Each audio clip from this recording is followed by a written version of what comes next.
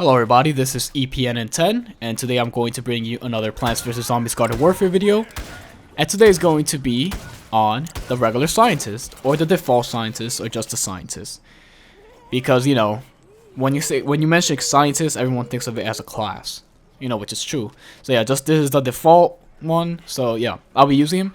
And you'll be thinking, what's so good about him? And I'll tell you right now, not much. He has a limited magazine size of 6.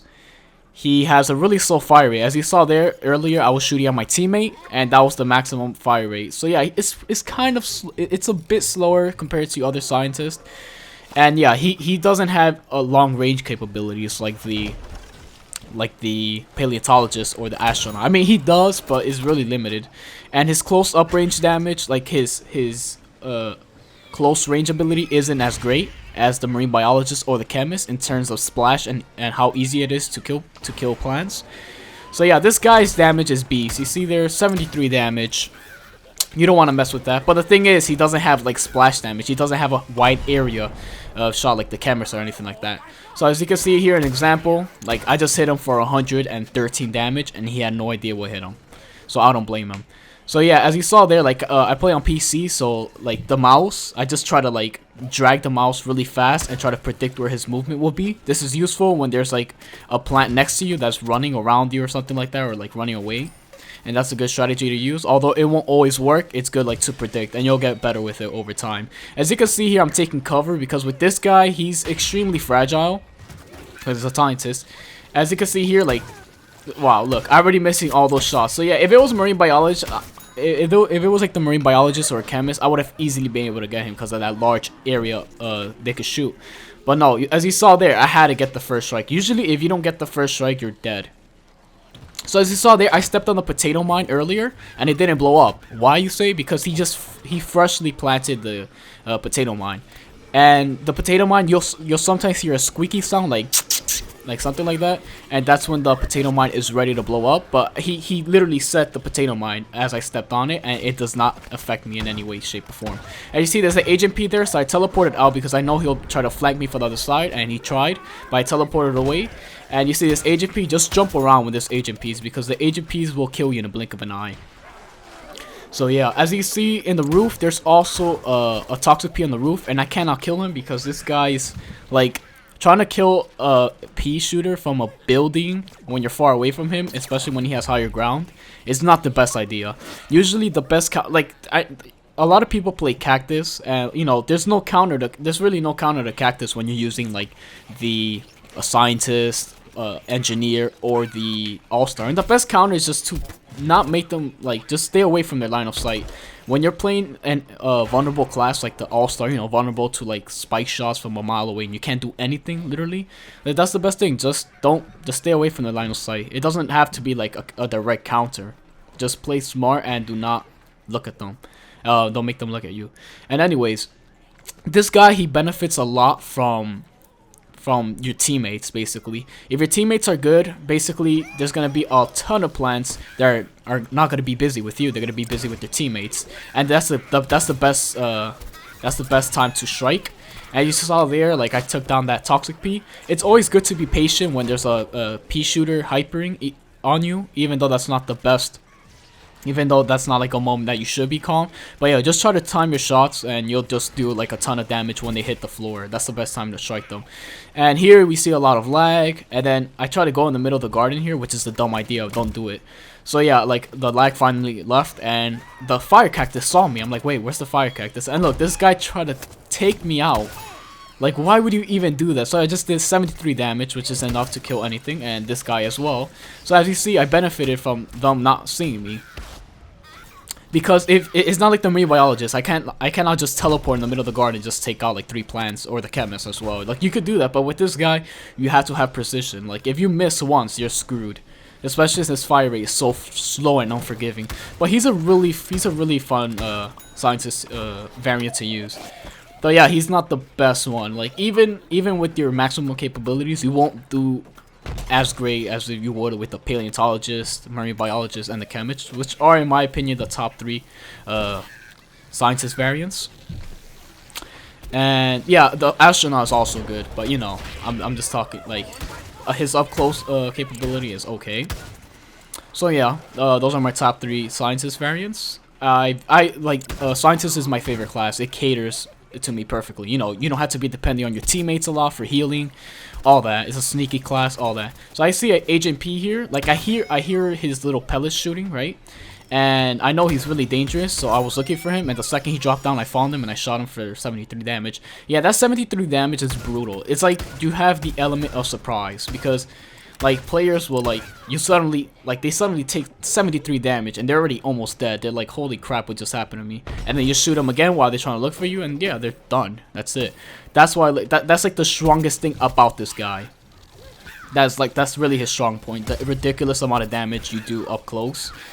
But you gotta be really accurate, and you have to predict your opponent's move. Like here, this was kind of a dumb move, but you know, I did it anyways, as you saw there. Like, I just killed him right there. And yeah, your damage drops off really fast. Like, you do 73 damage, but sometimes if you don't connect the shots perfectly, you do 40 or 33. And I'm going to show that to you later. Even it does not matter. Even if you're close, it's not guaranteed for you to do 73 damage, by the way. Like, you could be right in your face, but if you like get them a little bit, it's gonna do like 30 or 33 or 40. It's kind of like they add up to 73. I don't know why PopCap does that to some classes.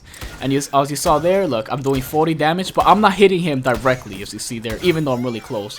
So I just teleport back and never do that. Like, I only did that because I was a Plasma P. If that was a Law P or Agent P, never do that. And here, this guy tried to sneak up on me. As you saw, as you saw my HP, it dropped from 100 to 55 so fast from the Agent P. So you can see how deadly they are. So you always gotta watch out for Law P and Agent Ps, because they could drop your HP down to 0 in less than a second, especially when you're using Scientist. And this is why I run the Mega Heal Ball. The Heal Ball is probably the best, because as a Scientist, when you regenerate health, you max out at 50 HP, and the Heal Ball heals exactly for 50 HP. So yeah, it's really good. It's really good. And, you know, it charges really fast, so, you know, just always use it. Like, constantly use it on your teammates or on yourself, whatever. But, you know, the priority is myself, of course. Because this, my team is actually pretty good, and we're running, like, you know, we're taking over these gardens fairly quick. So, as you saw there, I just strike there, you know. Like, you never want to be inside the garden. You want to be outside, like, in the proximity, checking out for people, checking out for plants if they're close by, you know, searching for you and stuff. Like this, I'm catching the garden right now, but I'm completely safe from, like, anything they throw at me, unless they flank me from the side. So that's really important. As you saw there, he's busy with my other teammates. I just shoot him for 113 damage, and he's dead already. So I see a Plasma P. I didn't even bother showing myself to him, because from that distance he could kill me. I know he'll retreat and throw a beam bomb, which he did. So yeah, a lot of P shooters do that. You usually do not want to waste your warp on a P shooter unless you know they don't see you, because if they do, they're just gonna hyper up, especially when they freshly spawn, and they're just gonna kill you. So always be smart on your warps. Warp is probably the most important ability for it is the most, like, every ability of this dude is important. So yeah, I see this dude here, he's busy with my teammate. I kill him, and then I laid this down, and I'm like, wait, was that another Toxic P? And it was, so I had to get the hell out of there. So yeah, I just literally wasted a heal can for nothing, a healing station. So yeah, this is why Mega Heal, the heal bomb is so great. So as you can see there, I killed that Toxic P so many times. He's already chasing me. This happens in the PC version a lot. Once you kill people, like once you kill somebody a lot, they just hunt you down. So yeah, this guy is so tenacious. Like, he's so, like, yeah, he does not want to give up. So as you saw there, I had to use my warp. So yeah, my heal can finally charged up again, and I shoot him in the face for 73 damage. So yeah, that was a very job well done. That was an insane hunt right there. So yeah, once you do that, it's over. They're just gonna hunt you down the whole game. It's like, once you're at that point, you might as well taunt them. Just taunt them, because they're gonna be after you the whole game, especially after that. So yeah, my goal here is basically watch out for any Toxic P, because now there's 2 of them. And this is one thing about the Scientists, you have to adapt immediately to what people use. Like, if there's a lot of chompers, like if a chomper comes in, you're gonna have to watch out for that. You're gonna have to play around that. You're gonna have to listen for the burrow animation, you know, cue. Like when he's burrowing, you could hear it. So yeah, once there's like a new type of players coming in and they're using weird variants or like different variants, you have to adapt to it immediately. So as you saw there, this guy couldn't, like, he was busy with so many other plants, so many other zombies. I just went up to him. So yeah, usually when they're like, you also have to look at what direction they're looking at. If they're looking at one of your teammates, you could just teleport to them and bam, you could kill them right there. And I see this guy right here. As you see, his far range damage, it reaches to 22, and that's not that great. As you saw there, I had no idea that Sombrero Beam Bomb was there. I had no idea. Like I was focusing on the Plasma P, but it looked like I did, but I actually didn't. Like, holy crap. I'm like, I looked back at the video, I'm like, wow. And that's because the Sombrero Beam Bomb is bugged and is silent. So yeah, it's annoying. So yeah, as you see there, there's a Future Cactus, and a Future Cactus full shot is 107 damage, and as you see, he's looking for me. He knows I'm there, so I just wait for him to, to shoot, because charged characters, they cannot maintain their charge forever. They eventually shoot somehow. So yeah, that's why I was waiting for him. I was waiting for the game, to make him automatically shoot. So yeah, because after a while, you automatically shoot your charge shot. So as you can see there, there's that guy again. So I'm like, god damn it. And you say he already reduced my HP to 44 or something like that. He reduced my HP to like 45 or something. So as you saw there, he got really greedy, and I was able to kill him right there. And the reason why is because he was greedy, right? And he did not reload, and that's one of the most important things that you want to do is reload.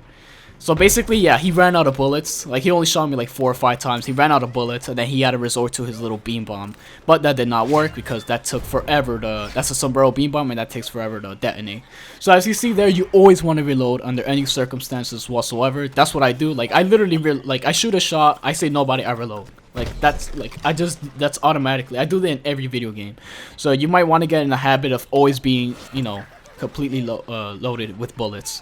So here we have like a ton of scientists on my team.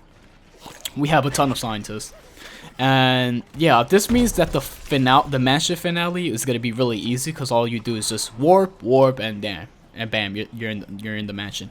As you see there, I know there's a camel cactus, and I was trying to shoot to get my teammates' attention. Like, yeah, I'm shooting over there. There's something over there. So yeah, but yeah, that didn't work. And yeah, that dude, he switched to the Camel Cactus, which does 66 damage headshot and 33 damage body shot. So I'm at 50 HP right now, so I'm not going to approach him in any way, shape, or form unless I have over 66 HP. So I saw the feed, and it said that somebody respawned. And I'm pretty sure he did, so I'm just like, I'm scanning quickly because I'm pretty sure that that Camel Cactus respawned, and that was actually the case because I did not hear any more shooting. I did not hear more potato mines being planted. You could usually know if one has been planted recently if you hear that little squeaky sound I did earlier. So yeah, I know I'm not hearing any more bullet shot. I'm not hearing any more shots, so I know he's not there anymore. That was the guy who respawned. So yeah, I just, this is an easy finale. Like, I didn't even bother doing anything there. So yeah, I did a sick ass walnut dodge. So yeah, I know my team. Look at this. We already have 3 people in the mansion at 2 minutes. Usually, even if there's like 0 zombies in at 1 minute left, like, they could just completely flank you and just light up. Everybody could enter like in less than a minute, and that's the case here. So yeah, I'm pretty sure that's the Camel Cactus. That's why he does not let me go. He's so tenacious. Look at this guy wasting coin strikes on me. Like, I'm flattered. So anyways, I just stay here, just messing around because yeah, my team is gonna make it. It's already like 1 minute 45. We have 4 people in, and the mansion finale is extremely easy because of the amount of scientists we have.